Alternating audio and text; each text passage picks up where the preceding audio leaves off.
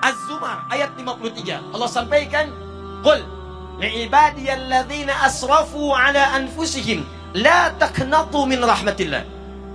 Pertama kata Allah, kalau rahmat diturunkan, dinaungkan pada kumpulan-kumpulan seseorang, maka yang pertama adalah ampunan dari semua dosa-dosa yang pernah dikerjakan.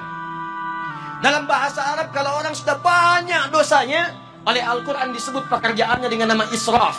Israf, kata Allah, "Qul ibadiyalladzina asrafu 'ala anfusihim." Muhammad, katakan pada orang-orang yang dosanya banyak berlimpah.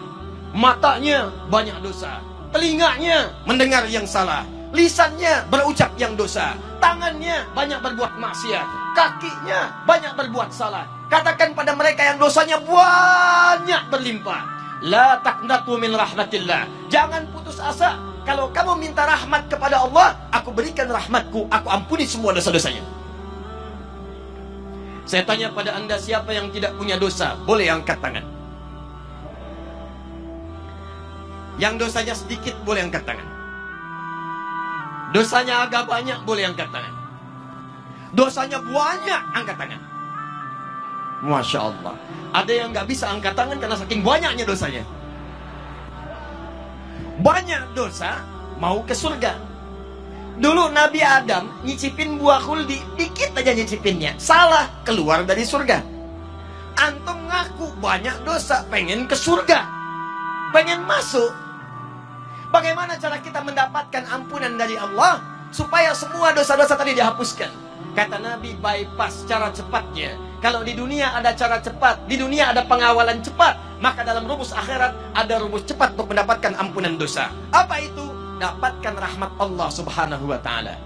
Dan ternyata di antara rahmat Allah itu diturunkan di majlis-majlis ilmu. Diturunkan di majlis ilmu.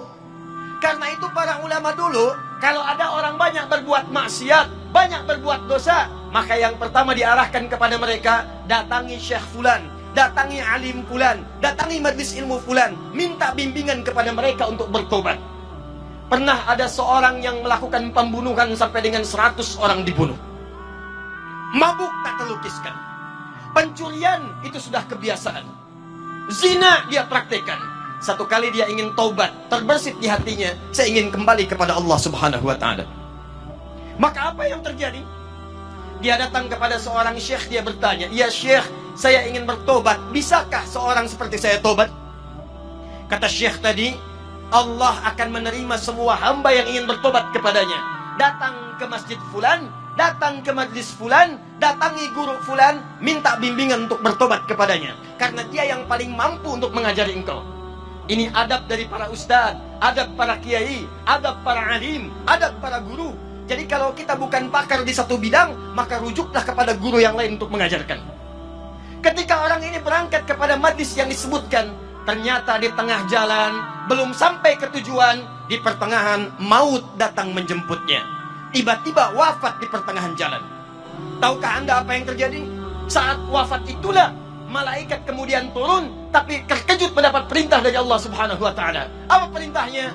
Saya ampuni dosanya, saya jamin surganya. Saya telah siapkan surga untuknya. Maka bawa dia, siapkan dengan kenikmatan-kenikmatan kubur yang telah disiapkan.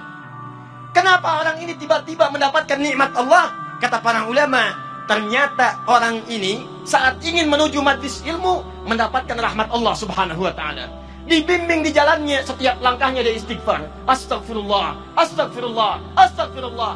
Baru berangkat menuju majlis ilmu, rahmat Allah turun kepadanya. Di tengah jalan dia istighfar, istighfar mengampuni dosa-dosanya. Langkahnya punya pahala datang ke majlis ilmu. Maka disitulah kemudian Nabi bersabda, Buka hadis riwayat Ibnu Majah. Nomor hadis 233. Yang meriwayatkan sahabat namanya Abu Darda. Abu Darda itu Pak dulunya pengusaha. Dulunya agamanya Kristen. Pindah masuk Islam. Begitu masuk Islam, beliau membuka usahanya yang mendekatkan dirinya dengan Allah. Cara usahanya, bikin dagangan di dekat masjid. Dekat masjid. Apa tujuannya? Supaya lebih dekat dengan Allah. Kalau tiba waktu sholat, tinggalkan dagangan, saya bisa sholat dulu. Kalau rizki nggak usah dipikirkan, Allah sudah atur. Setiap orang mau ke masjid, ada yang mampir beli makanannya, ada yang mampir beli dagangannya.